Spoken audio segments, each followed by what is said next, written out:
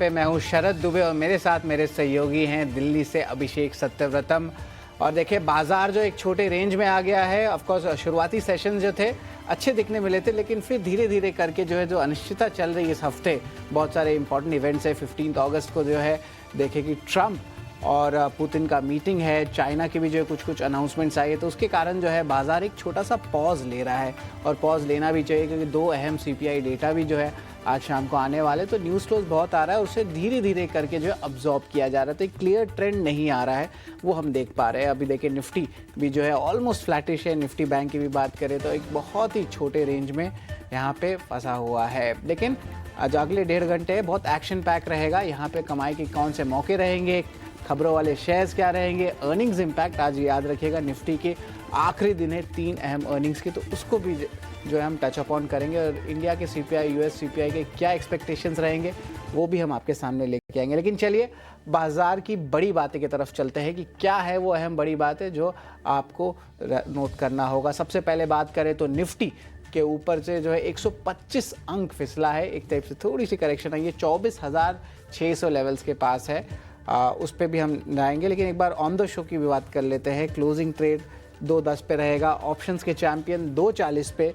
और आगे बढ़ें तो यहाँ पे देखेंगे कि मार्केट सेट 3 रहेगा, हमारा एक खास सेगमेंट है जहाँ पे हम बात करने वाले कि कौन से स्टॉक्स रहेंगे जिस पे हमारी जो है नज़र रहेगी। और 3.10 3.20 को अगर बात करें तो यहाँ पे जो फोकस रहेगा वो रहेगा हमारे BTST STBT ट्रेड्स का। और आखिर में इवेंट्स टू वॉच, कल की क्या तैयारी रहेगी उस पर भी हमारी नज़र रहेगी। लेकिन एक बार वापस चलते हैं बाजार की बड़ी बातों की ओर, एक एक करके हम आपको समझाते हैं। निफ्टी वो ऊपर से लगभग 125 अंक फिसल गया है, 24,600 लेवल्स के पास है।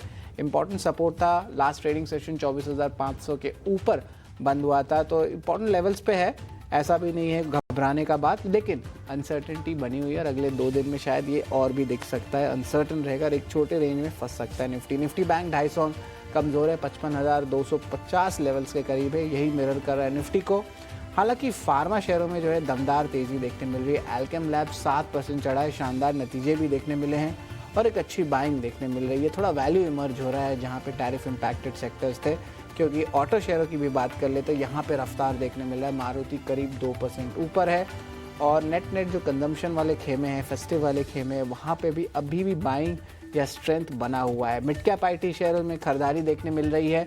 ओरेकल फाइनेंशियल सर्विस लगभग 2% ऊपर है। और IT में जो भारी गिरावट देख रहे थे पिछले 2 से 3 हफ्ते में, वहाँ पे जो है आप स्थिरता आ रही, क्योंकि वैल्यूएशन थोड़े फेवरेबल हो गए। तो कुछ टेक्निकल एनालिस्ट का मानना भी है कि कहीं ना कहीं वैल्यू बाइज भी देखने मिल सकता है।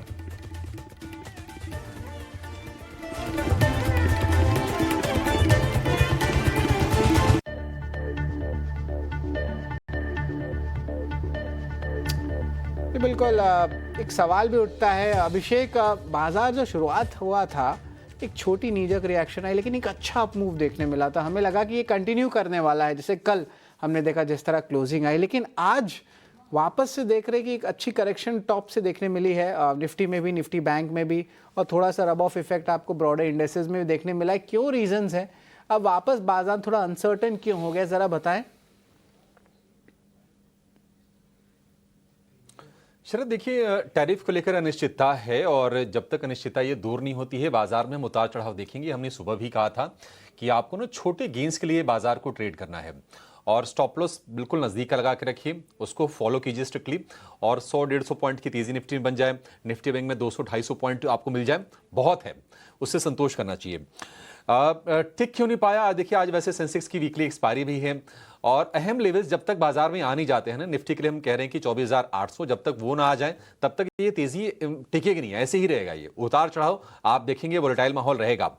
आज की अगर हम बात करें तो आप देखिए चीन के साथ अमेरिका थोड़ा सा ना रियायत के मूड में है, क्योंकि 90 दिनों का टैरिफ ट्रूस हो गया है, उनको मोहलत दे दी है 90 दिन की टैरिफ की बातचीत के लिए। लेकिन भारत के साथ ट्रंप की सख्ती है, एक तो ये चीज़ है। तो बाजार देख रहा है कि चीन के साथ रियायत है और भारत को लेकर जो टोन है वो सख्त लगातार बना हुआ है। दूसरी चीज़ ये है कि अब 15 तारीख को ट्रंप की और पुतिन की बैठक होने वाली है अलास्का में।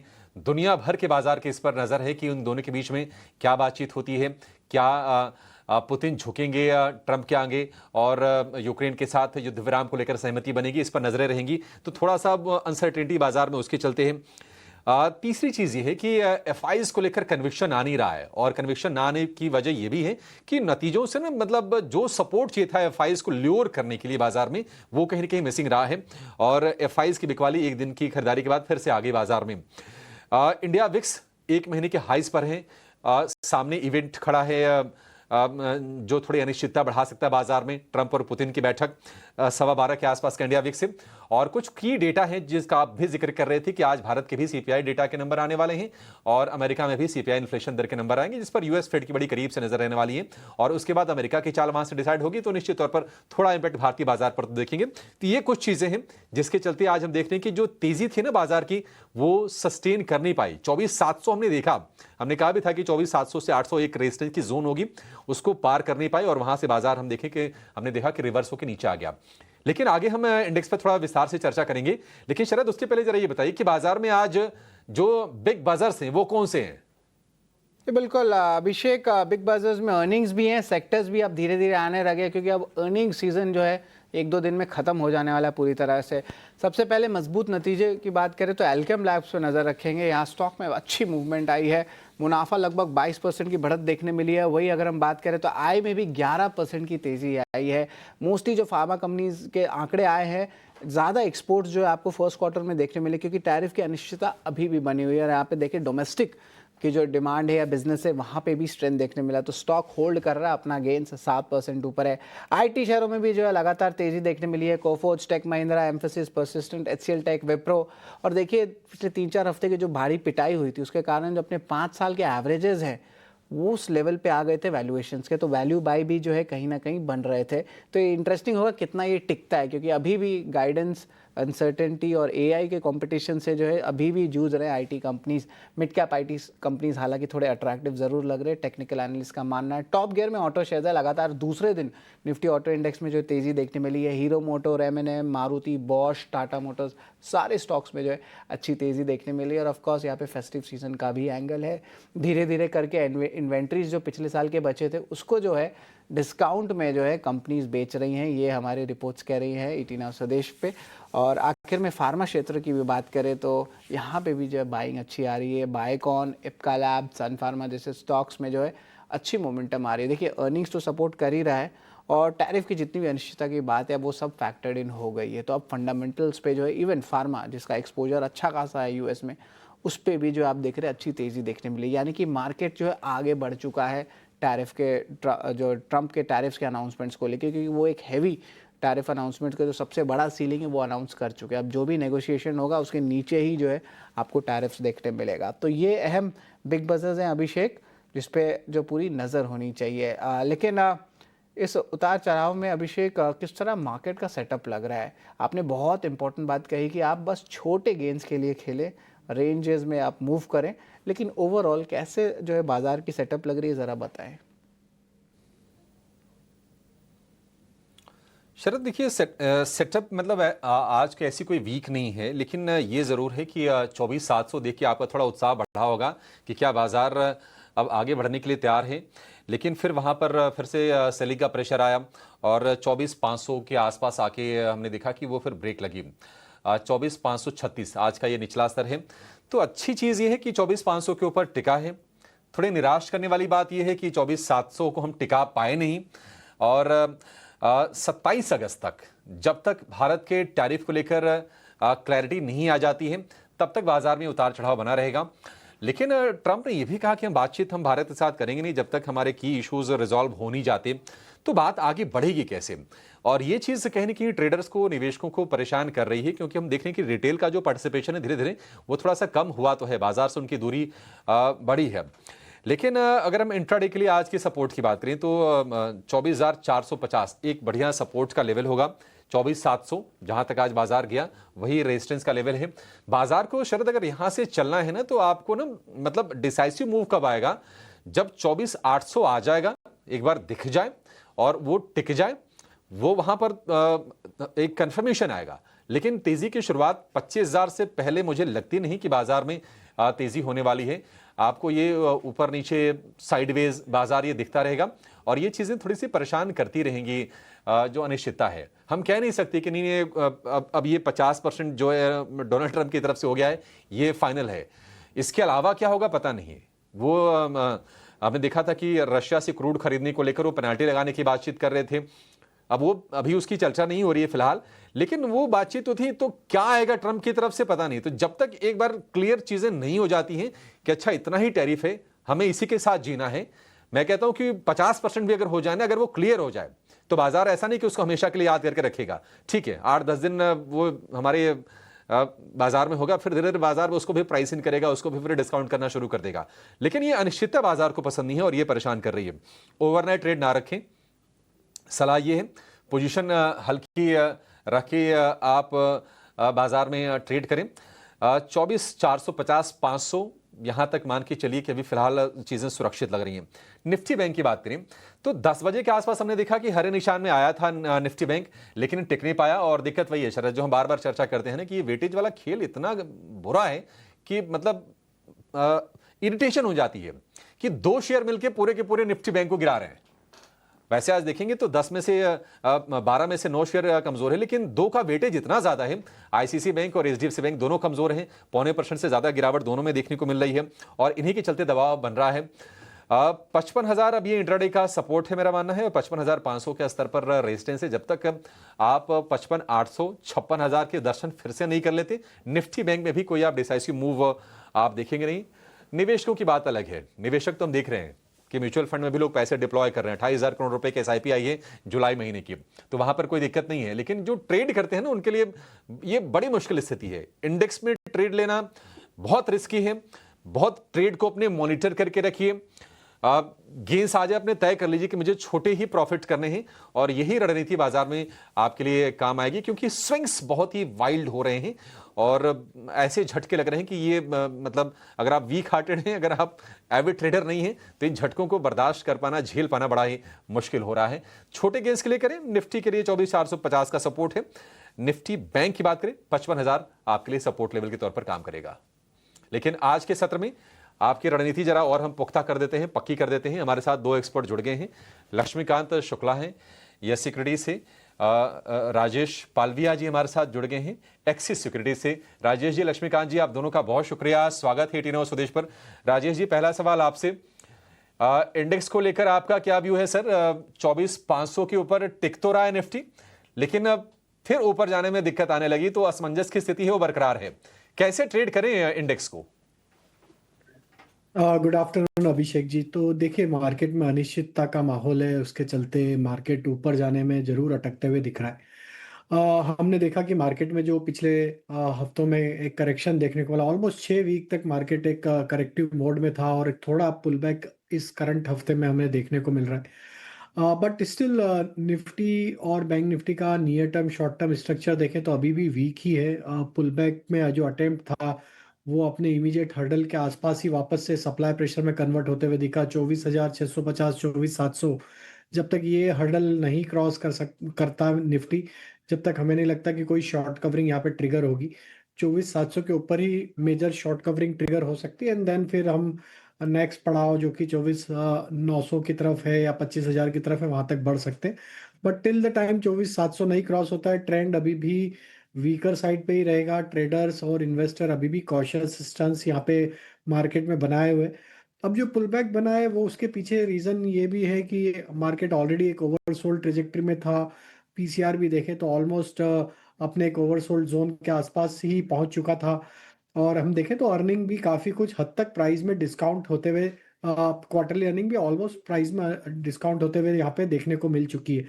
तो हमें लगता है कि थोड़ा पुल बैक, जो टेक्निकल पुल बैक है वो देखने को मिला, लेकिन अभी भी हर्डल क्रॉस करने में कामयाब नहीं हुआ। ऑन द डाउन साइड 24,500 जो कि 100 डे मूविंग एवरेज है, उसके आसपास ही हम ट्रेड कर रहे हैं। अगर इसके नीचे फिसलता है तो फिर ये गिरावट और बढ़ सकती है। बैंक निफ्टी में भी देखें तो 55,000 यहाँ से एक इमीडिएट सपोर्ट है, जो कि ऑलमोस्ट इसके 100 डे मूविंग एवरेज के आसपास का सपोर्ट एरिया। अगर ये टूटता है तो यहाँ पे भी फिर गिरावट बढ़ सकती है और देन 54,800 54,700 की तरफ हम फिसल सकते हैं। बैंक निफ्टी में जो क्रूशियल लेवल है हायर साइड पे वो 55,500 का है। जब तक वो क्रॉस नहीं होता है, बैंक निफ्टी भी एक स्लाइटली बियरिश बिहेवियर ही यहाँ पे डिस्प्ले करते हुए देखने को मिलेगी। और हम देखें फर्स्ट हाफ में जो एक अपमूव था वो वापस से एक सप्लाई प्रेशर में या प्रॉफिट टेकिंग में कन्वर्ट होते हुए दिख रहा है। तो कहीं भी कोई लीडरशिप यहाँ पे अभी देखने को नहीं मिल रही सेक्टर स्पेसिफिक। और हमने देखा कि सारे स्टॉक जो अटेम्प्ट कर रहे थे पुल बैक का वापस वहां पे भी सप्लाई आते हुए दिखा है। तो थोड़ा टफ टाइम है ट्रेडर्स के लिए। जैसा आप भी बता रहे थे, पोजीशन साइजिंग थोड़ा छोटा होना चाहिए अभी इस तरीके के अनसर्टन माहौल में, और वेट करना चाहिए मार्केट को कहीं एक अच्छे सपोर्ट के आसपास सेटल डाउन होने का। एब्सोल्युटली, और ये स्ट्रैटेजी बहुत ज़रूरी हो जाती है ऐसे सिनेरियोज में जहां पर मार्केट इतना ट्रिकी हो चुका है। एक दिन इतनी अच्छी बढ़त, इनफैक्ट एक ही सेशन में बढ़त, और उसके बाद इस तरह के वॉलीटाइल मूव्स। ऐसे में इंपॉर्टेंट लेवल्स जो हमारे एक्सपर्ट्स लगातार आपको सुझा रहे हैं, उन लेवल्स पर फोकस ज़रूर कीजिएगा, और ज़्यादा अग्रेसिव बाइंग से बचना ही सबसे ज़्यादा रैशनल अप्रोच इस मार्केट में हो सकता है। लेकिन स्टॉक स्पेसिफिक आपके लिए रिकमेंडेशन कई सारे हैं, और हमारी पैनल पर 3 एक्सपर्ट्स अब जुड़ गए हैं। लक्ष्मीकांत शुक्ला और राजेश पालिविया जी तो है ही, लेकिन मैन फ्रॉम मोतीलाल ओसवाल, रुचित जैन भी हमारी पैनल पर अब जुड़े हैं, और आप सभी का स्वागत है। क्लोजिंग ट्रेड्स से शुरुआत करते हैं आप।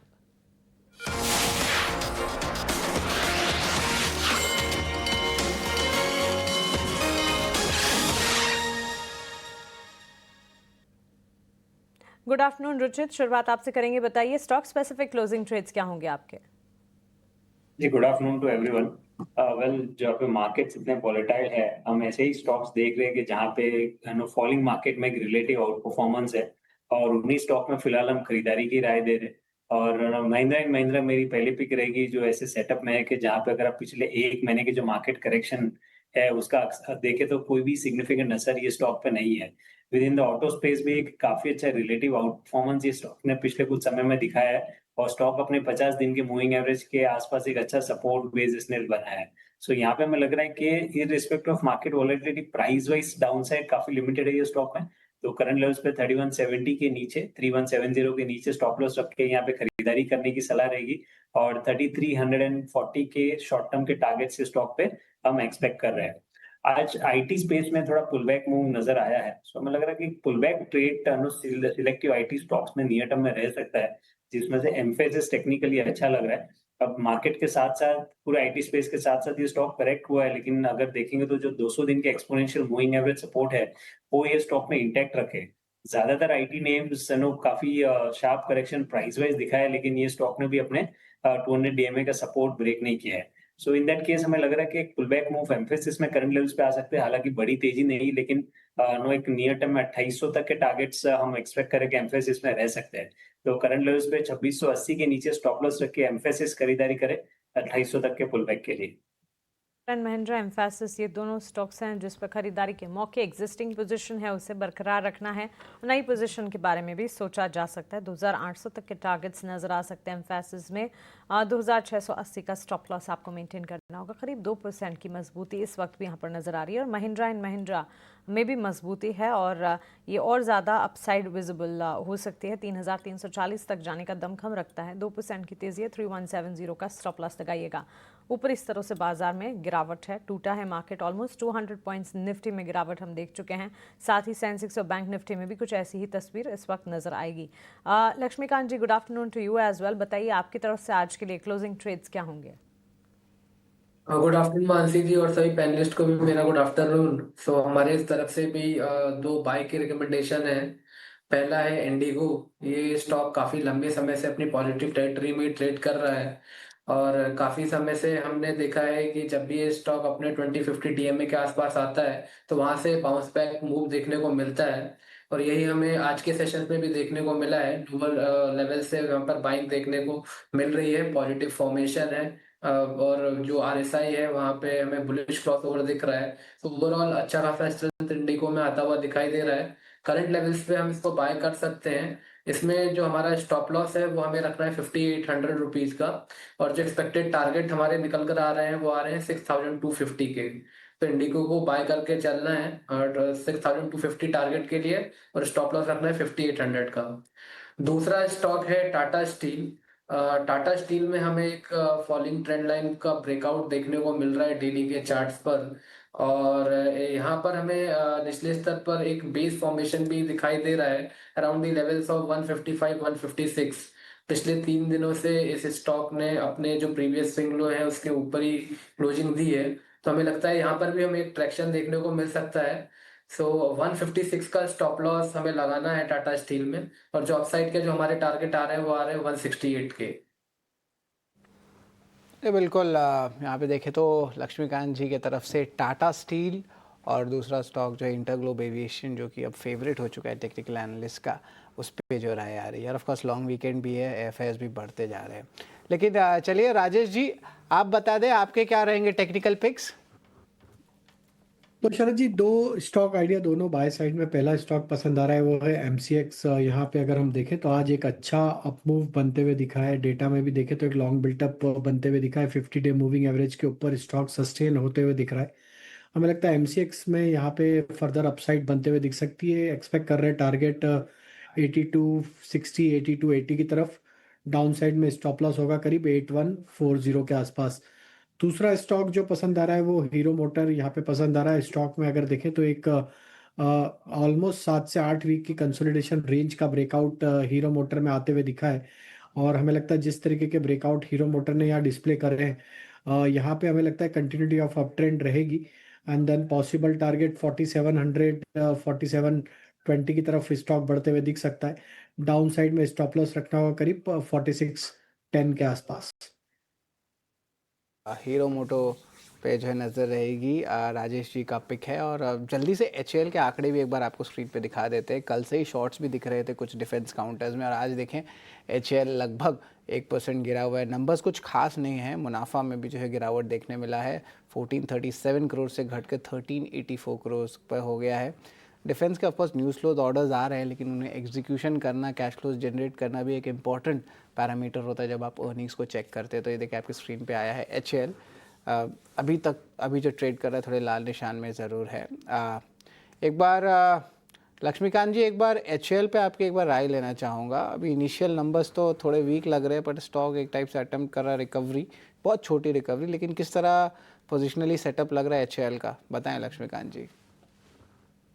एचएएल ने आज अपने 200 डीएमए को रिटेस्ट कर लिया है, जो कि 4300 के आसपास दिखाई दे रहे हैं। लोअर लेवल्स पे तो अभी बाइंग दिखाई दे रही है चार्ट्स पर, बट जो प्रॉपर ब्रेक थ्रू इस स्टॉक को मिलेगा वो मिलेगा 4620 के ऊपर।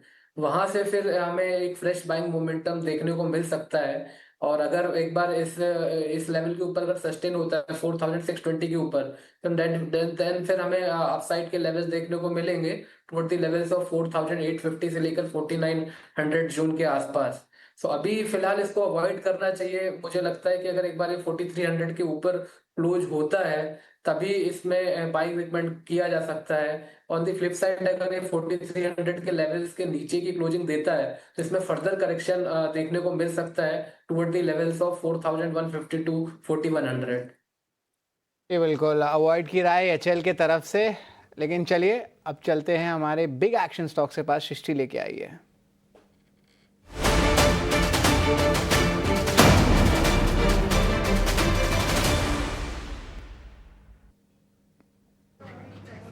चलिए, ढेर सारे काउंटर्स हैं जहां पर बड़ा एक्शन हम देख रहे हैं। कई सारे फार्मा कंपनीज के नतीजे आए हैं, उन पर फोकस करते हैं। सबसे पहले बात करेंगे हम अल्केम लैब्स की। क्या शानदार यहां पर आप देखिए 7% की तेजी है, वो भी ऐसे बाजार में, क्योंकि आप देखिए नतीजे किस तरीके से आते हुए देखें। इनकी आय में साल दर साल लगभग 11%, मुनाफे में लगभग 22%, और साथ ही मार्जिन में भी एक अच्छा उछाल हमने देखा है, जहां पर अन्य कंपनीज के मार्जिन इतने कुछ खास नहीं दिखे हैं, पर अल्केम लैब्स ने अपने मार्जिन में अच्छा एक्सपेंशन किया है। 20.1% से बढ़कर 21.9, यानी लगभग 22% इनके मार्जिन्स रहे हैं। साथ ही साथ EBITDA में भी एक अच्छा उछाल, और स्टॉक में ऐसे बाजार में 6% तक की मूव हमने आते हुए देखी है। अब बात करते हैं दूसरी फार्मा कंपनी जो कि ग्रैन्यूल्स इंडिया। यहाँ पर भी नतीजे आए थे, हालांकि नतीजे कुछ बहुत खास नहीं थे, पर एक बड़ा ट्रिगर जो ग्रैन्यूल की कमेंट्री में दिखा वो था इनका गगीलापुर प्लांट। यहाँ पर जो इनका हैदराबाद प्लांट है वो काफ़ी अहम कॉन्ट्रीब्यूटर है इनकी यूएस के सेल्स में कई समय से जो है वो यूएसएफडीए के स्कैनर में है, वहाँ पर आपत्तियाँ लगी हुई हैं। पर अब कंपनी का कहना है कि लगातार वो सुधार कर रहे हैं और उसको लेकर जो है एक अच्छा प्रोग्रेस जो है उन्होंने दिखाया है और इस कमेंट्री के चलते स्टॉक में एक अच्छा मूव हम देख रहे हैं। साथ ही साथ आज ऑटो काउंटर्स में रुकने का नाम नहीं ले रहे हैं और देखिए ये आज एक बढ़िया ट्रेंड जो सामने दिखा है। अब तक जो टू व्हीलर काउंटर्स लीड ले रहे थे, आज जो है उनको लीड कर रहे हैं पैसेंजर व्हीकल स्टॉक्स, क्योंकि मारुति सुजुकी, M&M ये उभरे हैं निफ्टी के टॉप गेनर्स के लिस्ट में। और जी हाँ, आउट परफॉर्मर हीरो मोटोकॉर्प यहाँ पर 2% की तेजी आज के सत्र में भी होल्ड कर रहा है। साथ ही साथ बात करते हैं कुछ IT काउंटर्स की। अच्छा मूव है Tech M, Mphasis, Oracle finance जैसे काउंटर्स में। और आखिरी में फोकस करते हैं कुछ कमज़ोर नतीजों वाले काउंटर्स पे, जहां पर astral, Praj industries, Muthoot Microfin अच्छे नतीजे नहीं आए थे। उसके बाद हमने सुबह से ही इनमें गिरावट देखी और अभी भी जो स्टॉक्स हैं अपने डे लो के आसपास ही ट्रेड कर रहे हैं। तो ये थे वो तमाम काउंटर्स जहां पर आज हम देख रहे हैं बिग एक्शन। पर चलिए इसी के साथ वक्त तो चला एक छोटे से ब्रेक, आप कहीं मत जाएगा, बहुत कुछ चर्चा करेंगे इस ब्रेक के बाद।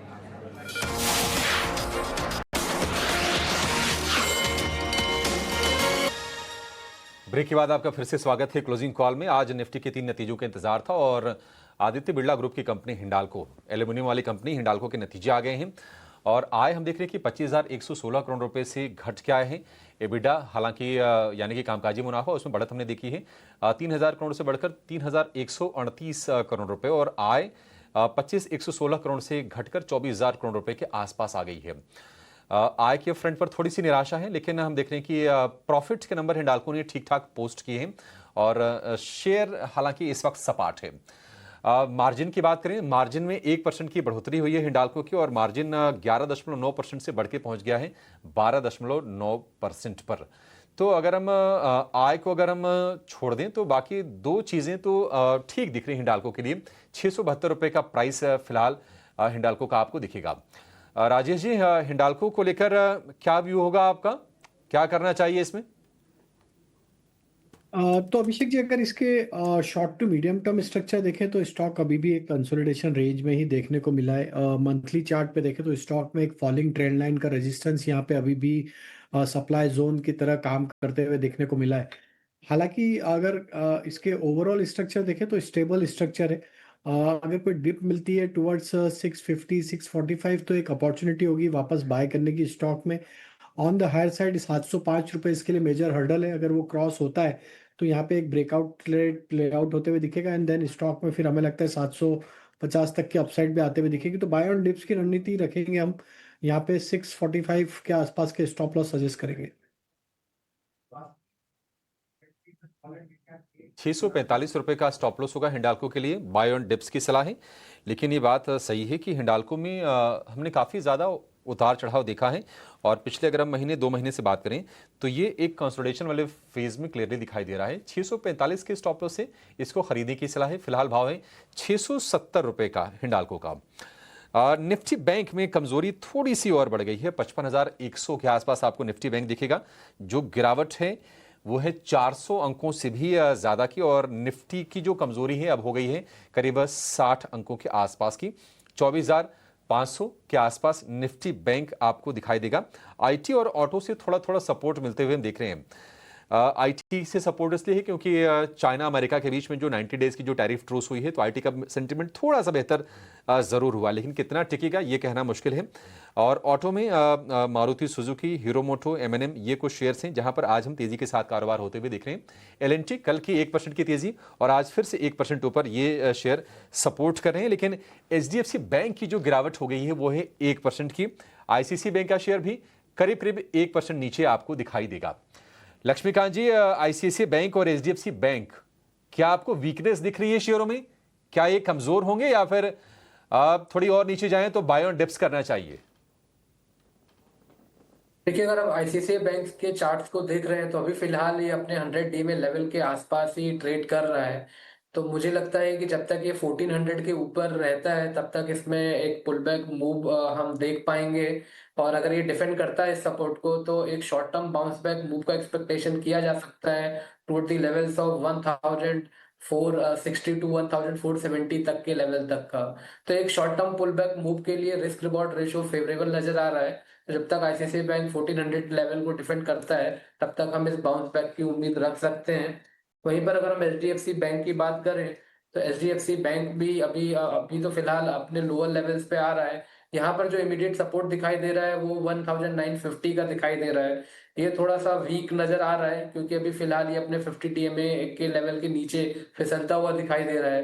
अगर 1950 के लेवल टूटते हैं तो देन 1930 से लेकर 1910 के भी लेवल्स हमें एचडीएफसी बैंक में देखने को मिल सकते हैं।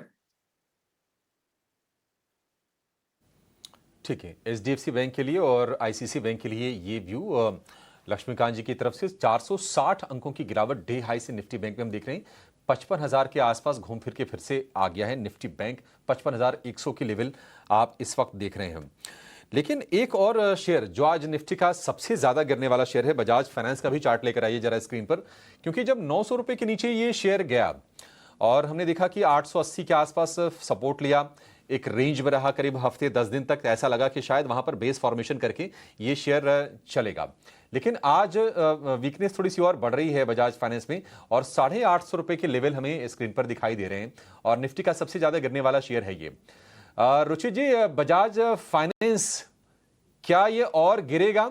और मान लीजिए जिनके पास हैं ये शेयर, अब इसमें सपोर्ट्स आप कहां पर देख रहे हैं? फिलहाल मोमेंटम वाइज तो अभी भी इतना पॉजिटिव नहीं है स्टॉक। पिछले 15 दिन से स्टॉक एक कंसिस्टेंटली डाउन मूव में है, बट काफी एक इंपॉर्टेंट सपोर्ट ये स्टॉक में 845 के आसपास है, जिससे अभी के लेवल ज्यादा दूर भी नहीं है, क्योंकि 845 पे स्टॉक में 200 दिन के मूविंग एवरेज सपोर्ट है और काफी समय से जो पूरा अप ट्रेंड हमने ये स्टॉक में देखा है, जिसका ब्रेकआउट लगभग जनवरी मंथ में देखा गया था। उसके बाद फर्स्ट टाइम ये 200 डीएमए को अप्रोच करा है। सो अब तक 200 डीएमए काफी समय से स्टॉक में ब्रेक हुआ नहीं है। सो 845 840 के आसपास स्टॉक में वेदर कुछ रिवर्सल फॉर्म होता है कि नहीं, वो काफी क्रूशियल रहेगा आगे चल के। बट एज ऑफ नाउ आपके वॉच लिस्ट पे रह सकता है, बट नो बॉटम फिशिंग करने की सलाह नहीं रहेगी। थोड़ी और वेट एंड वॉच अप्रोच रखना चाहिए स्टॉक में। अप्रोच स्टॉक में रखें। बजाज फाइनेंस की इन पर्टिकुलर बात हो रही है, लेकिन हिंडाल्को के स्टॉक प्राइस पर नज़र होनी चाहिए। कंपनी के नतीजे आए और नंबर्स के साथ साथ स्टॉक में भी एक इम्पैक्ट ज़रूर देखने को मिला। 668 के लेवल्स पर एक गेन देखने के बाद गेन्स फ्रिजल आउट होते हुए दिखे, लेकिन इस वक्त हिंडाल्को 668 के लेवल्स पर ट्रेड करता हुआ।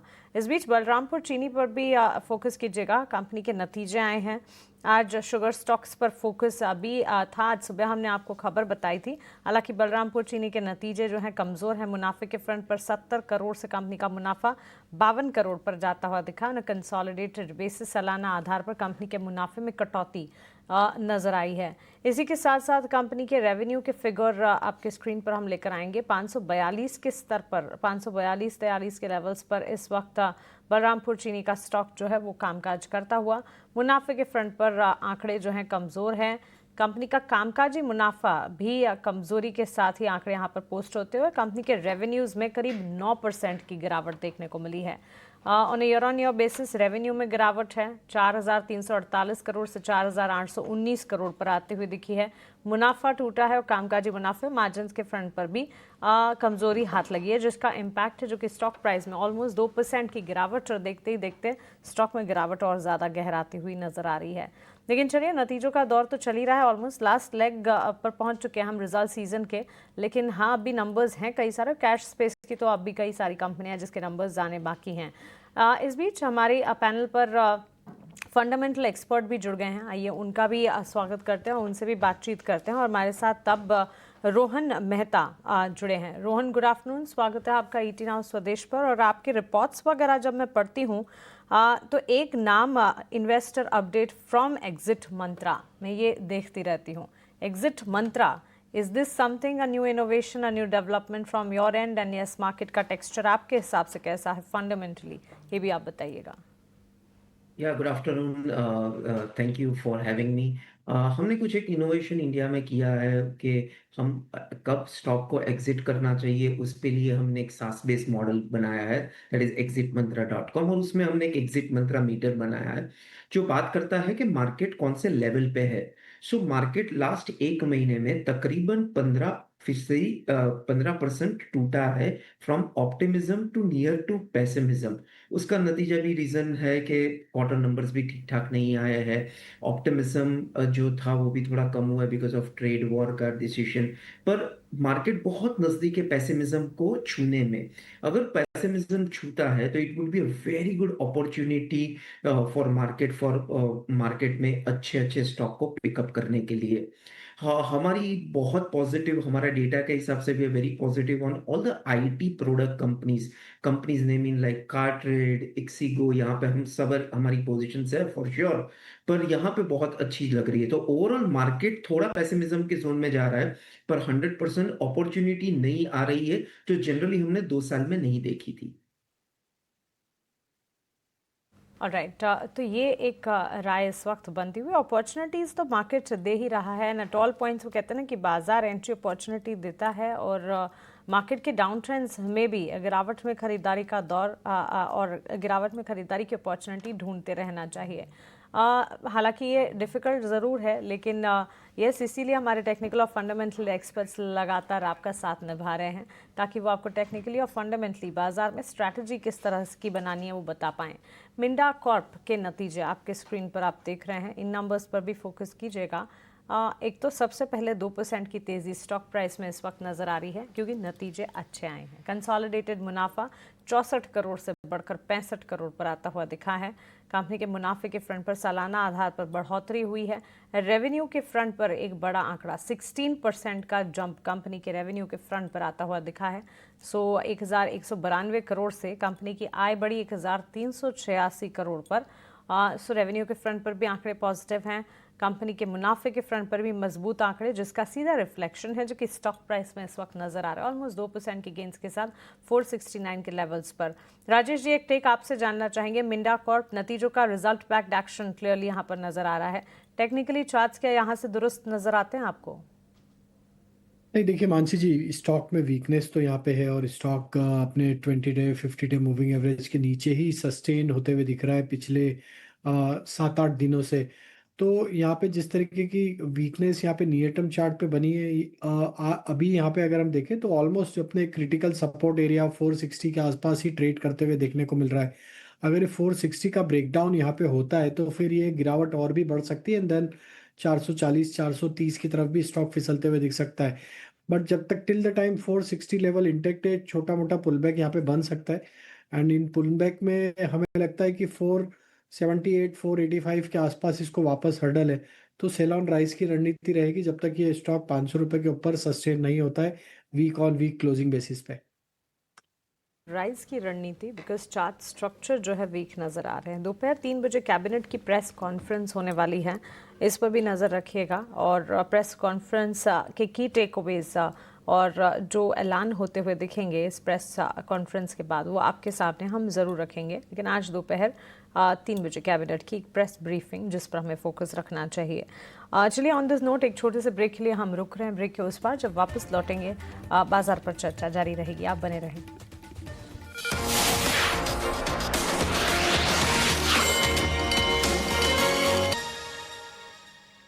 स्वागत है आपका क्लोजिंग कॉल पे। ऑफ कोर्स बाजार जो है दिन के निचले स्तर पे है, 24,500 के ऊपर है, बट देखें तो ऑलमोस्ट 70 पॉइंट्स का कट है। सेम निफ्टी बैंक में भी देखने मिला। तो सेलिंग थोड़ा इंटेंसिफाई हो गया है पिछले 1 घंटे में, और ये दोनों ही बेंचमार्क इंडेक्सेस डेज लो पे है। लेकिन एक और सेक्टर है या स्टॉक है खासकर की अर्निंग स्पेसिफिक जहाँ पे इम्पैक्ट आया, वो है प्राज इंडस्ट्रीज। कमज़ोर नतीजे देखने मिले हैं, और खास करके यूएस टैरिफ में जिसको अनसर्टेनिटी आ रही है उसके कारण इनके एक्सपोर्ट्स में इम्पैक्ट आया है। डोमेस्टिक बिजनेस में भी एग्जीक्यूशन इश्यूज आए हैं, और बहुत सारे इंपॉर्टेंट रीजंस है। स्टॉक 7% गिरा हुआ है। इसके सारे डिटेल्स जो है हमें अब आशीषा बताने वाले। आशीषा, बताएं प्राज इंडस्ट्रीज में इतनी भारी गिरावट क्यों आई है?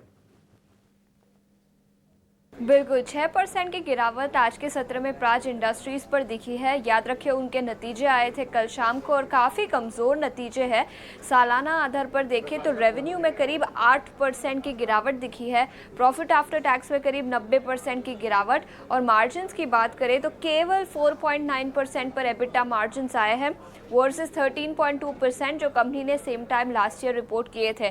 तो काफ़ी कमज़ोर नतीजे। याद रखें कंपनी डोमेस्टिक मार्केट में तो ऑपरेट करती ही है, लेकिन इंटरनेशनल मार्केट में भी उनकी प्रेजेंस काफ़ी है और ग्लोबल टैरिफ अनसर्टेनिटी के चलते ऑर्डर इनफ्लो काफ़ी कम रहा है इस तिमाही में। ऑर्डर इनटेक के वैल्यू की बात करें तो केवल 800 करोड़ के आसपास ऑर्डर इनटेक आया है वर्सेस 1020 करोड़ जो कंपनी ने प्रीवियस क्वार्टर में रिपोर्ट किया था। इनफैक्ट मैनेजमेंट का नज़रिया भी काफ़ी कॉशियसली ऑप्टिमिस्टिक है। उनका मानना है कि पहली तिमाही में जो कमजोरी दिखी वो दूसरी तिमाही में भी कंटिन्यू होती हुई नजर आ सकती है और second half of the financial year में ही इंप्रूवमेंट दिखेगा। तो मैनेजमेंट का आउटलुक भी काफ़ी कॉशियस है। उनका मानना है कि ग्लोबल टैरिफ रिलेटेड अनसर्टेनिटी जब तक चलेगी तब तक ऑर्डर इनटेक कम ही होता हुआ नजर आएगा। इसके अलावा मैनेजमेंट ने क्लैरिफाई किया कि कई सारे जो ग्लोबल प्रोजेक्ट्स हैं उसमें स्लो डाउन दिखा और अनसर्टेनिटी जो है टैरिफ रिलेटेड वो अभी भी कंटिन्यू होती हुई नज़र आ सकती है।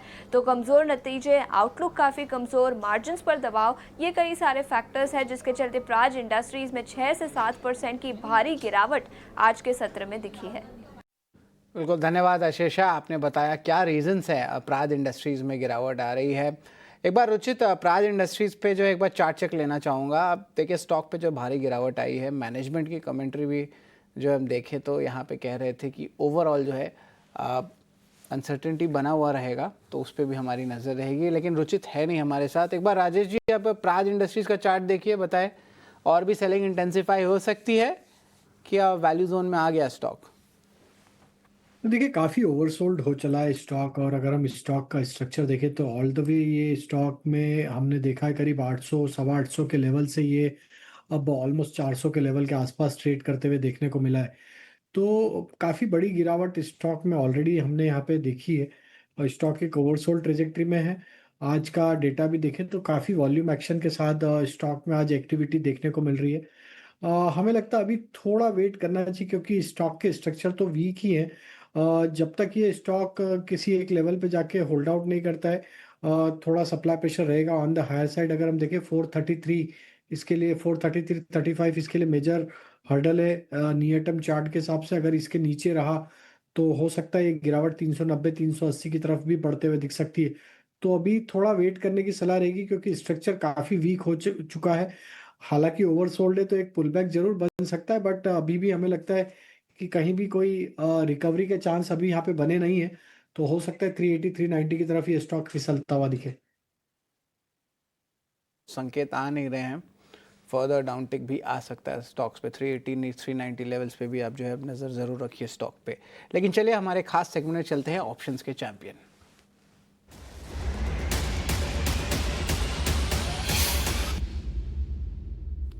ऑप्शंस के चैंपियन में आपका स्वागत है। हमारे साथ जुड़ रही हैं स्नेहा सेठ एंजल वन की।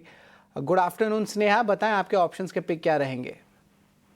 Good afternoon. अगर आप देखें तो पीएसयू बैंक रिसेंटली थोड़ा स्ट्रेंथ दिखा है, उसमें से कैनरा बैंक की काउंटर मुझे काफ़ी पसंद आ रहा है। अगर आप देखें तो यहाँ पर ऊपर के जो कॉल्स है वहाँ पे राइटिंग दिखी है और ओवरऑल एक कंसोलिडेशन के बाद ये स्टॉक निकलने की तैयारी में है। तो यहाँ पे एक मोमेंटम शार्प आ सकता है। तो आई वुड सजेस्ट कि 110 की कॉल ऑप्शन बाय करें। करंट लेवल विच इज 2.5 के आसपास ये काउंटर अब ट्रेड कर रहा है। स्टॉप लॉस 1.75 का लगाना है, टारगेट 3.75 का रहेगा।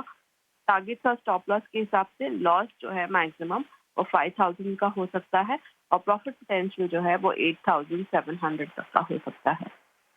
जी बिल्कुल, आप तो देखा जाए तो कैनरा बैंक के कॉल ऑप्शन पे जो है 110 के जो लेवल से उस पर एक्शन लेना होगा और रिस्क रिवॉर्ड रेशियो ऑलमोस्ट 2:1 है। धन्यवाद नेहा, आप हमारे साथ जुड़े और ऑप्शंस के अहम पिक आपने बताया।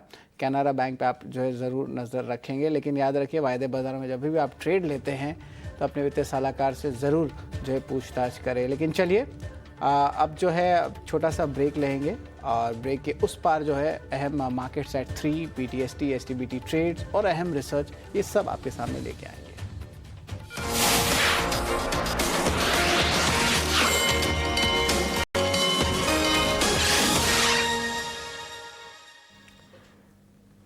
ब्रेक के बाद स्वागत है आपका। 24,500 के भी नीचे फिसलता हुआ निफ्टी दिन की ऊंचाई से हम करीब 200 अंकों की बिकवाली निफ्टी में देख चुके हैं। निफ्टी बैंक में 55,000 के स्तर को बचाने की लगातार जद्दोजहद, लगातार कोशिशें जारी हैं। बिकवाली का दबाव वहां पर भी 55,000 के ही इर्द गिर्द कामकाज फिलहाल देखने को मिला है।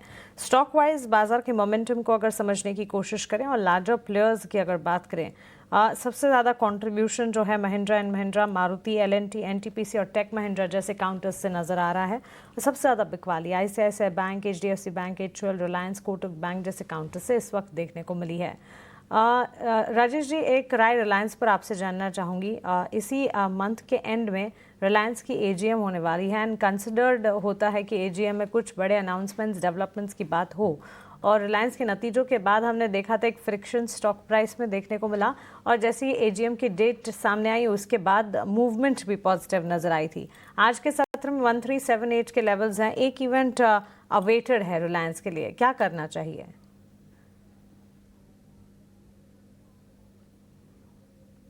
तो आई थिंक मानसी जी, यहाँ पे देखें तो 1400 रिलायंस के लिए एक मेजर हर्डल जैसा काम करते हुए देखने को मिला है। स्टॉक ने जरूर अटेम्प्ट किया था एक पुल बैक का, लेकिन 1400 के आसपास वापस सप्लाई बनते हुए दिखा है। स्टॉक का near term short term structure देखें तो stock 20 day 50 day moving average के नीचे ही सस्टेन होते हुए दिख रहा है पिछले 10 से 15 सेशन से, तो जो कि साइन है एक वीकनेस का। तो हमें लगता है कि इसमें मेजर अपमूव जो अनफोल्ड होंगे वो तो 1400-1420 के लेवल को क्रॉस करने के बाद ही होंगे। टिल द टाइम स्टॉक उसके ऊपर नहीं क्रॉस होता है तो एक थोड़ा सा बायस यहाँ पे बियरिश साइड पे ही रहेगा। On the down side 1360 important level है, अगर वो लेवल टूटते हैं तो फिर यहाँ पे गिरावट बढ़ सकती है। एंड देन फिर स्टॉक में हमें लगता है लोअर साइड पे करीब 1340-1320 की तरफ भी फिसलते हुए दिख सकता है। बट 1360 के स्टॉप लॉस को फॉलो करना होगा जिनके पास भी अभी भी पोजीशन है लॉन्ग साइड का ट्रेडिंग पॉइंट ऑफ व्यू से लिया है, तो 1360 के स्टॉप लॉस को जरूर फॉलो करें। स्टॉप लॉस को मेंटेन करते हुए रिलायंस पर एक कॉल यहाँ पर बनती हुई दिख रही है, लेकिन इस बीच बैंक्स एंड फाइनेंशियल्स में ज़्यादा कमज़ोरी हावी हो रही है और ये कमज़ोरी कल से ही नज़र आ रही है। HDFC बैंक, ICICI बैंक में करीब 1% से ज़्यादा की गिरावट है। कल के सत्र में ही जो खबर आई थी ICICI बैंक के कस्टमर्स को जो मिनिमम बैलेंस रिक्वायरमेंट में बढ़ोतरी की, उसके ठीक बाद हम देख रहे हैं कि ICICI बैंक में तो गिरावट है ही, अब वो गिरावट आगे और बढ़ती हुई। लेकिन फार्मा स्पेस में अच्छा एक्शन आज के सत्र में देखने को मिला है। रोहन, एक टेक आपसे जानना चाहेंगे। देखिए, फार्मा सेक्टर के लिए अब बटे हुए एडवाइसेस मिल रही हैं, बिकॉज डोनाल्ड ट्रंप की तरफ से फार्मा सेक्टर पर भी बयान आते हुए दिख रहे हो सकता है आने वाले दिनों में वहाँ पर भी टैरिफ इम्प्लिकेशंस की कोई बातचीत नज़र आए। अब pharma health care diagnostic basket की अगर बात करें, मेडिसिन एक ऐसा सेगमेंट है जो कि शायद कभी ख़त्म नहीं होगा, लेकिन ये जो न्यूज़ फ्लोज आ रहे हैं उसके चलते एक वॉलेटाइल सिनेरियो पैदा ज़रूर हुआ है। ऐसे में फार्मा सेक्टर पर किस तरह की रणनीति बनाई जाए? क्लियर है कि जहाँ पे भी बहुत सारा यूएस का प्रभाव है वहां से हम अभी क्लैरिटी से कुछ नहीं कर रहे हैं, पर वही जगह पे जहाँ पे इंडिया स्पेस पे बहुत अपॉर्चुनिटीज हो रही है। Hospitals are looking very interesting. जहाँ पे मैन्युफैक्चरिंग ड्रग्स जो इंडिया में बन रहा है वहाँ पे बहुत इंटरेस्टिंग लग रहा है। सो इंडिया की health care theme is much better than comparison के जहाँ पे कोई भी कंपनी का इंटरनेशनल सेगमेंट हो तो हम वहाँ पे इन्वेस्ट नहीं कर रहे हैं। पर हॉस्पिटल्स और मेडिसिन जहाँ पे मैन्युफैक्चर हो रही है इंडिया में, और OTC, ये 3 सेक्टर हमको बहुत पसंद है। फार्मा स्पेस पे ये एक फंडामेंटल टेक आपके लिए, लेकिन जहां हम आज स्टॉक स्पेसिफिक मूवमेंट देख रहे हैं वो मूवमेंट टुवर्ड्स अपसाइड भी है, टुवर्ड्स डाउनसाइड भी है। हर सुबह हम आपको मार्केट का आज का खिलाड़ी भी बताते हैं और मार्केट का आज का फिसड्डी भी बताते हैं। इसी कड़ी में एस्ट्रल के शेयर पर एक नज़र डालते हैं। एस्ट्रल का स्टॉक आज हमारे फिसड्डी कैटेगरी का स्टॉक था और दिन की शुरुआत में ही हमने इसे टच बेस किया था, मार्केट खुले तब आपको बताया भी था, तब से लेके अब तक 8% की गिरावट, और इस वक्त जब हम बात कर रहे हैं दिन के निचले स्तरों पर ये स्टॉक ट्रेड करता हुआ। कंपनी के नतीजे आए थे, नतीजों के बाद ब्रोकरेजेस की भी रिपोर्ट आई और ये big accident of the day साबित हो गया। ऐसा क्या कुछ था नतीजों में, कौन से वीकर पॉइंट्स थे, ब्रोकरेज की रिपोर्ट क्या थी, ये सब कुछ एक बार अभिषेक से जान लेते हैं। अभिषेक, एस्ट्रल बात करते करते देखते देखते आज के सत्र में ये 8% की गिरावट झेल चुका है।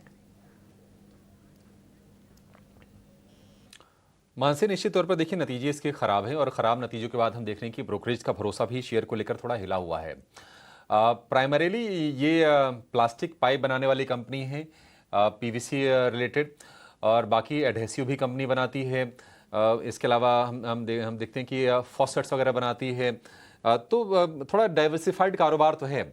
लेकिन हम देख रहे हैं कि पाइप और एडहेसिव दोनों सेगमेंट में मार्जिन में गिरावट देखने को मिली है और मुनाफा करीब 32.5% प्लंज किया है इनका। 81 करोड़ रुपए का मुनाफा आया है। आय की बात करें उसमें भी करीब 1.5-2% के आसपास की गिरावट है।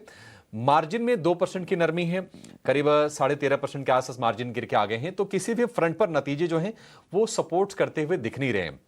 वॉल्यूम ग्रोथ सपाट रही है। रियलाइजेशन की बात करें तो 7% की गिरावट उसमें है और अर्निंग कॉल में मैनेजमेंट ने कहा है कि जून तिमाही में जो मांग रही है वो कमजोर रही है और पीवीसी कीमतों में उतार चढ़ाव से इनको इन्वेंट्री घाटा हुआ है।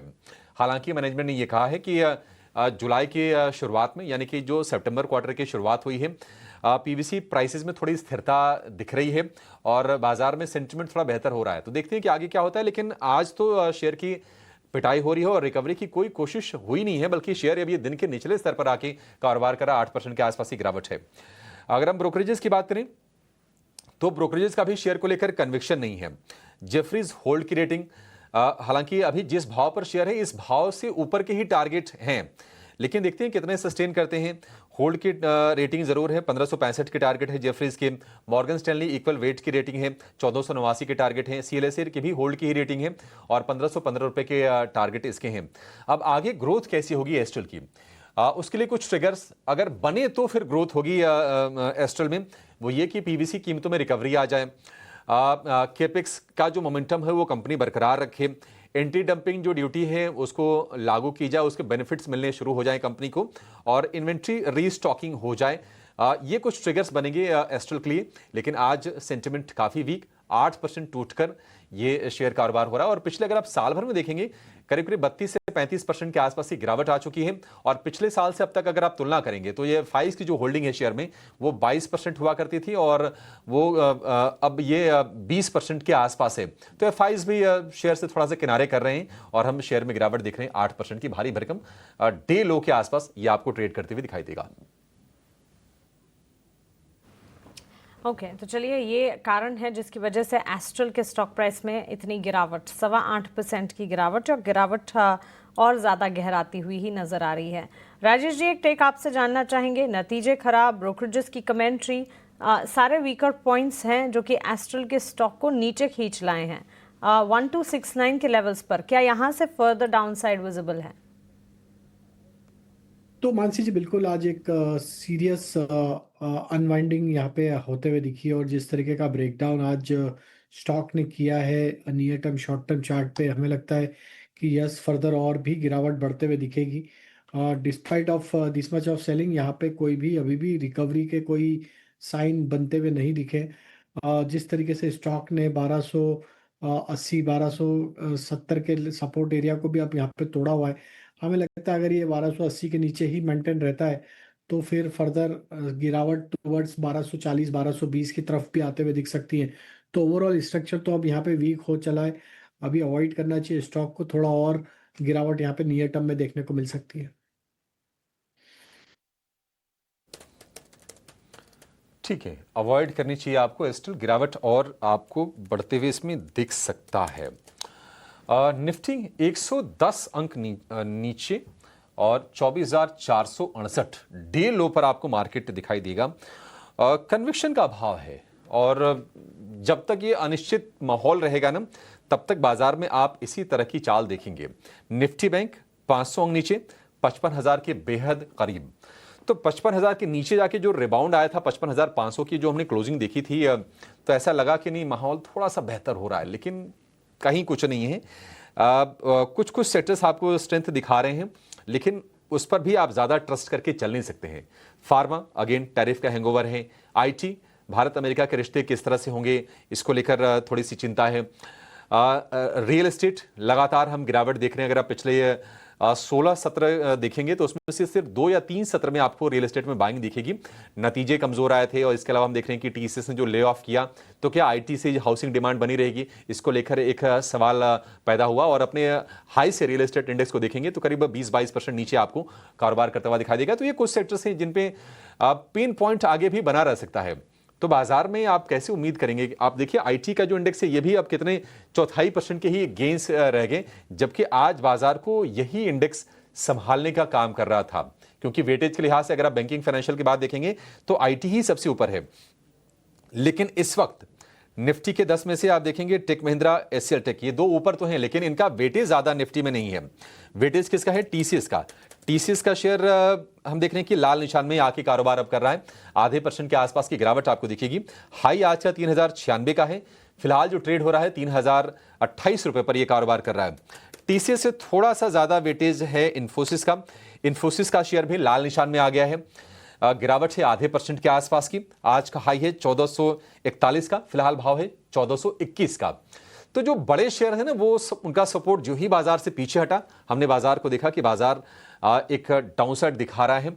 और 24,473 ये निफ्टी का लेवल फिलहाल आपको दिखेगा। 24,500 के नीचे थोड़ा सेंटिमेंट वीक हो रहा है। राजेश जी, आईटी में कोई शॉर्ट की कॉल आपकी तरफ से है इन्फोसिस, टीसीएस या किसी और शेयर में? तो देखिए सेक्टर का स्ट्रक्चर तो वीक ही है और देखें तो एक ओवरसोल्ड ट्रेजेक्ट्री में ही ट्रेड करते हुए देखने को मिला है। कहीं भी कोई रिकवरी के सब्सटेंशियल साइन अभी भी यहाँ पे नहीं बने। जरूर हमें लगता है कि अगर यहाँ पे टीसीएस 3010 के लेवल को तोड़ता है तो गिरावट और भी बढ़ सकती है, क्योंकि अपने क्रूशियल सपोर्ट के आसपास ही ट्रेड करते हुए देखने को मिल रहा है। तो 3010 का लेवल अगर टूटता है टीसीएस में तो शॉर्ट करे। डाउनसाइड में 2960 की तरफ स्टॉक फिसलते हुए दिख सकता है। वहीं हम देखें मिड कैप आईटी में, तो मिड कैप आईटी में भी एक वीकनेस यहाँ पे बनते हुए दिखी है। और जिस तरीके के स्ट्रक्चर अब यहाँ पे वीक हो चले हैं, तो हमें लगता है बिरला सॉफ्ट को यहाँ पे देखा जा सकता है शॉर्ट साइड में। ये स्टॉक में भी अब अपने क्रूशियल सपोर्ट के आसपास ट्रेड कर रहा है, जो कि है करीब 365 का। तो 365 का लेवल अगर बिरला सॉफ्ट में टूटता है तो ये स्टॉक में भी गिरावट फिर 350 340 की तरफ बढ़ते हुए दिख सकती है। तो दोनों कंडीशनल सेल है। थोड़ा सा वेट करेंगे। ये इंपॉर्टेंट लेवल जो है 365 बिरला सॉफ्ट में और 3010 अगर टीसीएस में टूटता है तो शॉर्ट किया जा सकता है। 365 बिरला सॉफ्ट ये अगर टूटा तो शॉर्ट कीजिए। 3010 टीसीएस पे ये लेवल अगर टूटे तो टीसीएस में भी आपको शॉर्ट करना है। फिलहाल 3029 रुपए के भाव हैं। डे लो पर टीसीएस और इन्फोसिस आपको दिखाई देंगे और निफ्टी को नीचे ये खींच कर लाए हैं। 100 अंक नीचे आपको निफ्टी दिखाई देगा। कंजम्पशन से भी सपोर्ट गायब है। और बैंकिंग के जो 2 बड़े दिग्गज हैं, यानी कि आईटी में टीसीएस इन्फोसिस, बैंकिंग में एचडीएफसी बैंक, आईसीआईसीआई बैंक, अगर 4 स्टॉक अगर नीचे हैं तो बड़ा मुश्किल है निफ्टी का ऊपर टिक पाना। ये स्थिति है। लेकिन बाजार में आज किस तरह का कारोबार हुआ है, इसको जरा संक्षेप में समझ लेते हैं। हमारे सहयोगी आनंद शुक्ला हमारे साथ जुड़ गए हैं। आनंद, बताइए क्या रही है आज के हाइलाइट्स?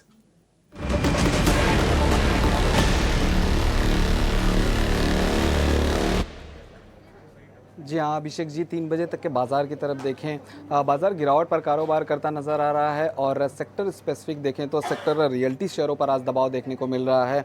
गोदरेज प्रॉपर्टीज़ देखें 2% गिरावट पर कारोबार करता नजर आ रहा है। प्रेस्टीज स्टेट्स 1.5% गिरा हुआ है। साथ ही साथ डीएलएफ में भी 1% के आसपास की गिरावट देखने को मिल रही है। वॉल्यूम कहाँ ज़्यादा है उसकी बात करें तो एस्ट्रल का शेयर देखिए, कमज़ोर नतीजे आए थे, 8% की भारी गिरावट दिख रही है शेयर में और 10 गुना ज़्यादा, औसत से 10 गुना ज़्यादा वॉल्यूम देखने को मिल रहा है।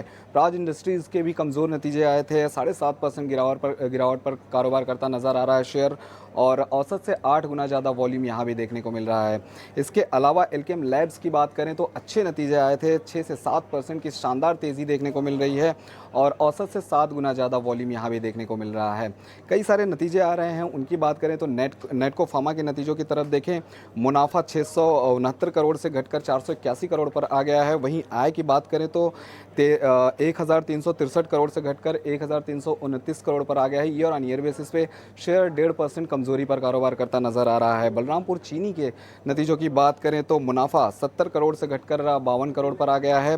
वहीं आय 1422 करोड़ से बढ़ा हुआ है, 1542 करोड़ पर आ गया है। ईयर ऑन ईयर बेसिस पे शेयर हरे निशान में कारोबार करता नज़र आ रहा है। अंत में हिंडाल्को के नतीजों की बात करेंगे। आय जो है 3.5% घटी है और मुनाफा करीब 20% बढ़ा है। मुनाफा 20% बढ़कर 1862 करोड़ पर पहुंच गया है। क्वार्टर ऑन क्वार्टर बेसिस पे शेयर में आज उतार चढ़ाव देखने को मिल रहा है। तो 3 बजे तक ये सारे अपडेट्स थे जिनकी वजह से इन सारे शेयरों पर आज फोकस बना हुआ है हमारा। ठीक है, बहुत शुक्रिया आनंद। तो हिंडाल्को में हमने देखा कि मुनाफा बढ़ा, मार्जिन में भी बढ़त आई, लेकिन इन दोनों चीज़ों को बाजार तवज्जो दे नहीं रहा है। आय में जो गिरावट आई है करीब 3.5% की, उसके चलते हम देख रहे हैं कि शेयर फिलहाल 1% नीचे कारोबार करता हुआ दिखाई देगा। लेकिन 3:10 हो गए हैं और एक और दिग्गज एक्सपर्ट हमारे साथ शो में शामिल हो गए हैं। अमरदेव सिंह हमारे साथ जुड़े हैं। अमरदेव जी, बहुत शुक्रिया आपका समय देने के लिए। और सीधे BTST या STBT की शुरुआत कर लेते हैं। बाजार वैसे दिन के निचले स्तर पर है, बताइए आपकी तरफ से ट्रेड्स क्या हैं और कौन से वो सौदे होंगे जो हम कल भी लेके जा सकते हैं? तो देखिए, मार्केट्स में ओवरऑल तो डेफिनेटली सेलिंग प्रेशर है, कहीं ना कहीं कंसोलिडेशन भी फिलहाल दिख रहा है, बट ओवरऑल ट्रेंड नेगेटिव है। डिस्पाइट दैट हम लोग कुछ सेक्टर्स में एक मजबूती देख रहे हैं और एक अच्छी मूवमेंट देख रहे हैं। तो एक स्टॉक है जिसपे नजर रखी जा सकती है, मैक्स फाइनेंशियल सर्विसेज। तो इसमें एक करेक्शन के बाद एक पुलबैक हमें देखने को मिल रही है। और यदि मैं चार्ट स्ट्रक्चर की भी बात करूं from a long term perspective, monthly charts पे या वीकली चार्ट्स पे, तो कहीं ना कहीं वो ट्रेंड ओवरऑल पॉजिटिव है। तो इस स्टॉक पे एक बाइंग अपॉर्चुनिटी बन सकती है एट करंट लेवल्स, या इसमें करेक्शन टुवर्ड्स 1580 या करंट लेवल्स भी कर सकते हैं। इसमें अपसाइड टारगेट जो है वो 1665 का रखा जा सकता है for a stop loss of 1523। ठीक है, मैक्स फाइनेंशियल आप मौजूदा स्तर पर भी बाइंग कर सकते हैं 1665 के टारगेट के लिए। 1523 रुपए का आप स्टॉप लॉस लगा के चलिए मैक्स फाइनेंशियल में। एक छोटे से ब्रेक का वक्त हो गया है, बहुत छोटा ब्रेक लेंगे। ब्रेक के बाद जब लौटेंगे तो हम रोहन जी से भी कुछ प्रश्न लेंगे। बाकी BTST ट्रेड राजेश जी के बाकी हैं। राजेश जी कुछ सॉलिड ट्रेड निकाल के रखिए और इंडेक्स में कोई ऑप्शंस के स्ट्रेटजी थोड़े हेजिंग के तौर पर अगर आपको लगता है कि बेहतर काम कर सकती है इस बाजार में, तो जरा वो भी आपसे जानेंगे एक छोटे से ब्रेक के बाद।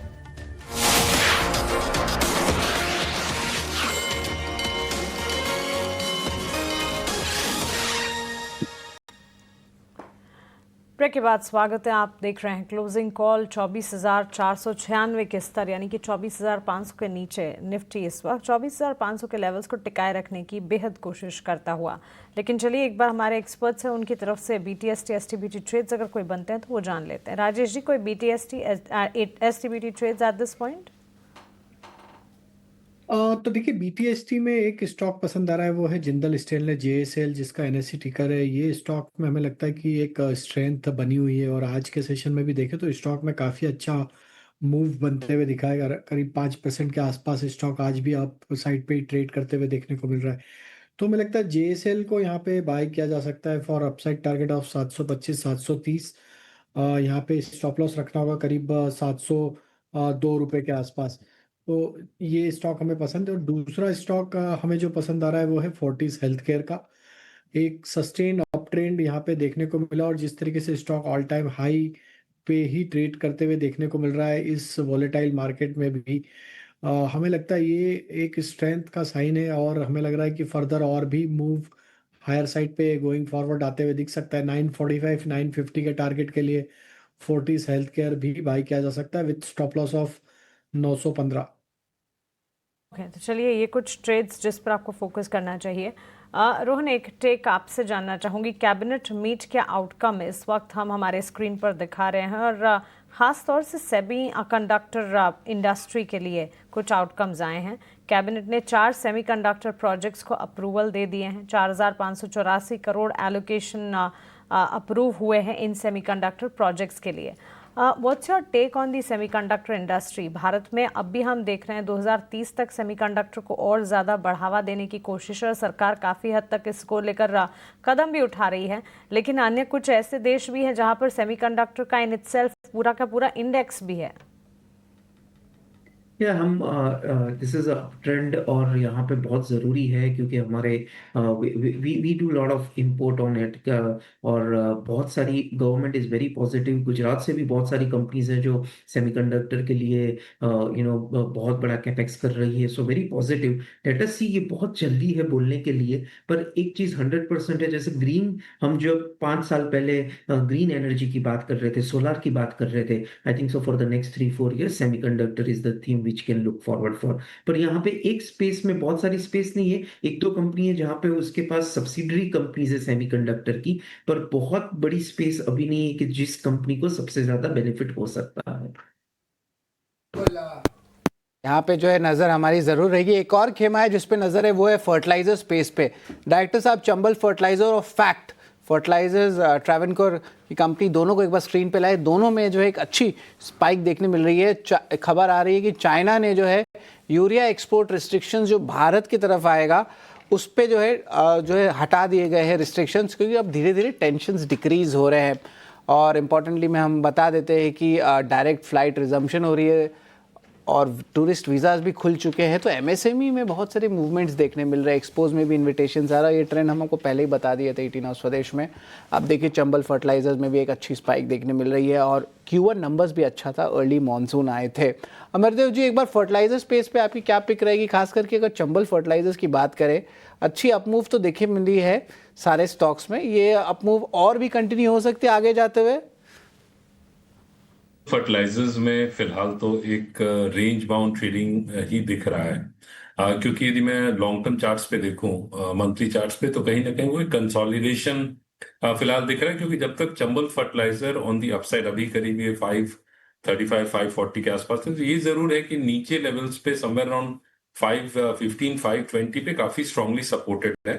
पर जब तक ये 580 के ऊपर सस्टेन नहीं करता है, मतलब यहां से रफली अराउंड 8% और सो की एक रैली बन सकती है वहां तक, लेकिन वहां 580 के आसपास एक मेजर जोन ऑफ रेजिस्टेंस है।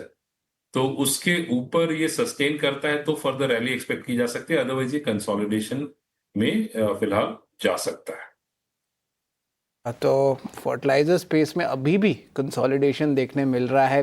राजेश जी, आपके कुछ BTST STBT ट्रेड्स रहेंगे? तो शरद जी ऑलरेडी शेयर किए। JSL यहाँ पे जिंदल स्टेनले पसंद आ रहा है BTST के लिए, और फोर्टिस हेल्थ केयर, ये दोनों स्टॉक हमें लगता है BTST पॉइंट ऑफ व्यू से एक अच्छा ट्रैक्शन दिखा रहे हैं और दोनों स्टॉक्स में एक आउट परफॉर्मेंस बना हुआ है।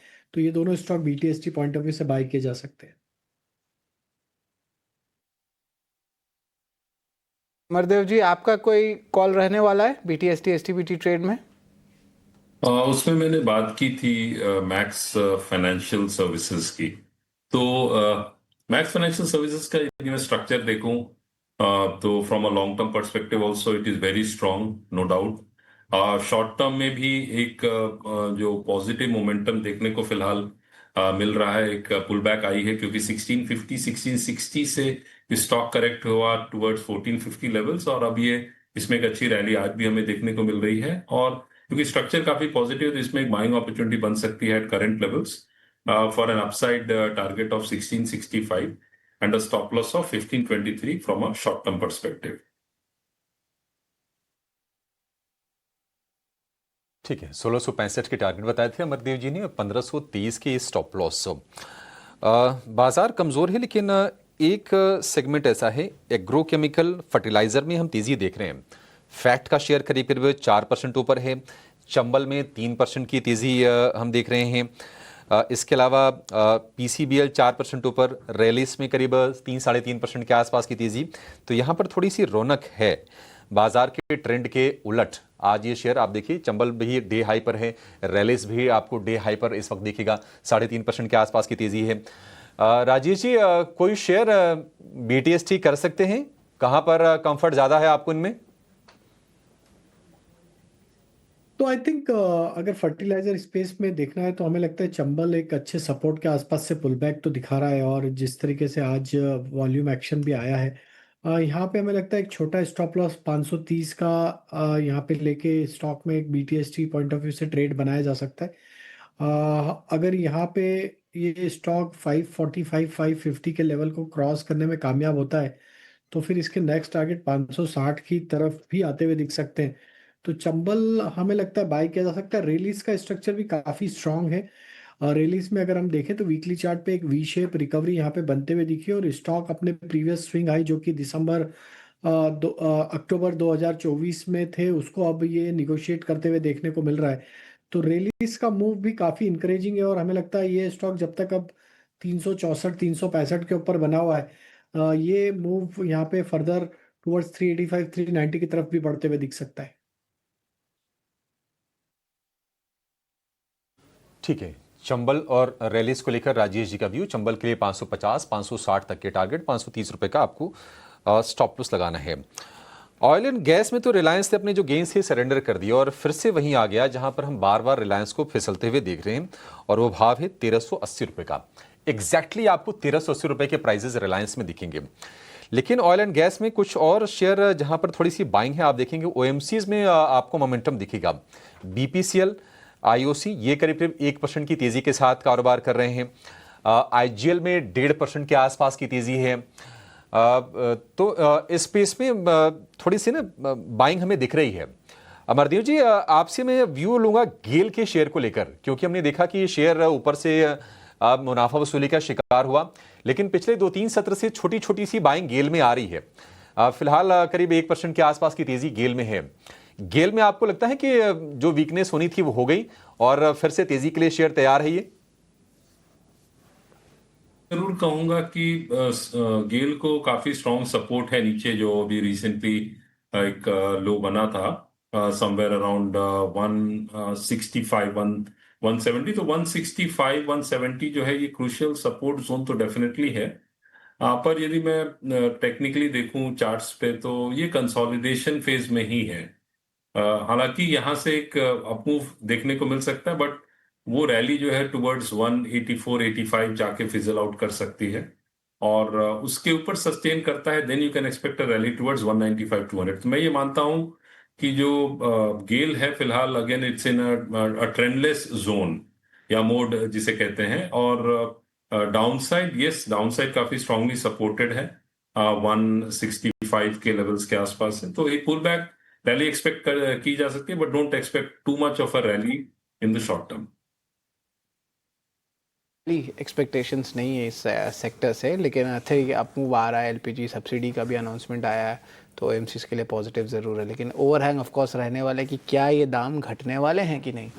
लेकिन रोहन, आपसे एक सवाल रहेगा। अपोलो हॉस्पिटल्स के नतीजे जो है शायद मार्केट आवर्स के बाद आने वाले हैं।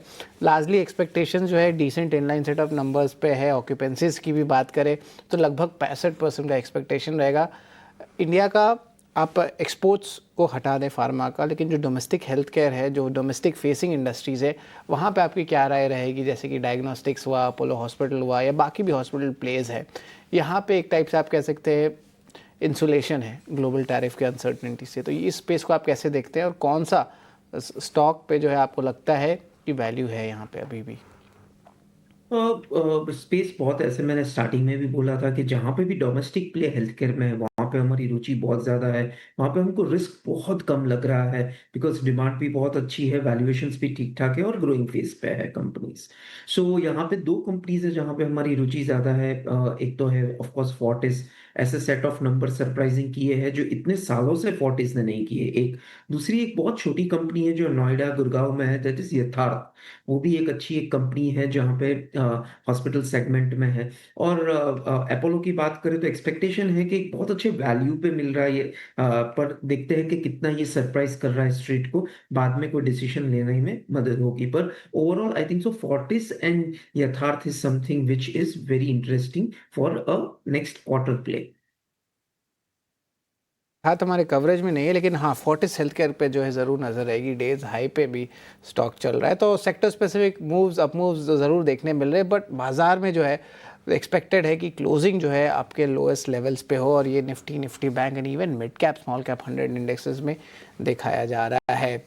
इंटरेस्टिंगली एक और चीज़ बता देते हैं कि 2 अहम मैक्रो इवेंट्स होने वाले हैं मार्केट आवर्स के बाद। यूएस सीपीआई के आंकड़े की बात करें तो देर रात आने वाला है, और वो डिसाइड करेगा कि फेड के रेट कट कैसे हो सकते हैं। और भारत का भी जो है सीपीआई डेटा शाम 5 बजे आने वाला है, ऑलमोस्ट 1.76% का एक्सपेक्टेशंस है, तो यहाँ पे देखेंगे कि फर्दर रेट कट होता है कि नहीं। लेकिन दिन की शुरुआत जो थी अच्छी हुई थी, लेकिन फिर थोड़ी करेक्शन देखने मिली और अभी जो है सेलिंग इंटेंसिफाई हो गया। जो सपोर्ट आ रहा था आईटी सेगमेंट से या रिलायंस से या बड़े बैंक से, वो धीरे धीरे कम देखने मिल रहा है। हालांकि कुछ सेलेक्ट काउंटर्स में जो है ऑफकोर्स थोड़ी अप मूव देखने मिल रही है, जिस तरह टेक महिंद्रा की हम बात करें, मारुति सुजुकी, हीरो मोटो, M&M ऑटो खेमे पे लगातार दूसरे दिन बाइंग आ रही है। लेकिन एक चर्न आया, टू व्हीलर से मूव करके पैसेंजर व्हीकल सेगमेंट पे आया है और फेस्टिव सीज़न खास करके जो डिस्काउंट्स आ रहे हैं उस न्यूज़ फ्लो पे भी जो है सारे स्टॉक्स में तेज़ी आ रही है। जो पुराने इन्वेंट्री है वहाँ पे जो आप देख सकते हैं कि चेंजेस देखने मिल रहे हैं। लेकिन शुरुआत में हमने देखा था दिन के बीच में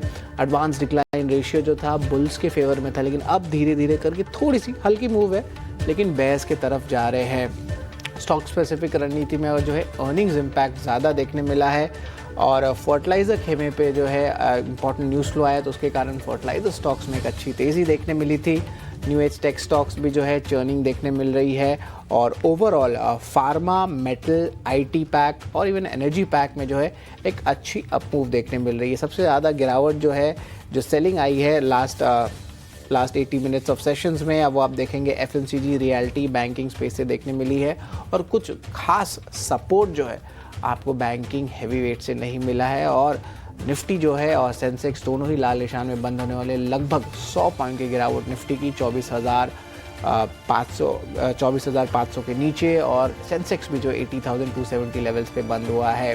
निफ्टी बैंक की बात करें तो 55,000 के ऊपर बंद हुआ है, अपने सपोर्ट लेवल्स को रेस्पेक्ट किया है। तो ठीक है, बाजार जो अभी भी एक रेंज बाउंड में मूव कर रहा है पिछले 2 दिन की अगर बात करें, और बहुत सारे ग्लोबल क्यूज़ भी आने वाले इस ट्रंकेटेड ट्रेडिंग वीक में, जिस पे आपकी नज़र होनी चाहिए। और ओवरऑल एक्सपेक्टेशन यही है कि ट्रेड लाइट रखे, बहुत सारे न्यूज़ फ्लोज आ रहे हैं और अभी भी अनसर्टेनिटी बनी हुई है। अर्निंग सीजन भी जो है आज ख़त्म होने वाला है। लेकिन चलिए, धन्यवाद राजेश जी, रोहन जी, अमरदेव जी, आप हमारे साथ जुड़े इस शो में और आपने जो है अहम कॉल्स हमें बताए और इस अनसर्टन मार्केट में भी सर्टन कॉल्स क्या होते हैं वो आपने हमें बताया। Thank you very much gentleman. और चलिए, आज का शो जो है हम रैप अप करते हैं क्लोजिंग कॉल में। आप हमारे साथ जुड़े रहे ईटी ना स्वदेश में।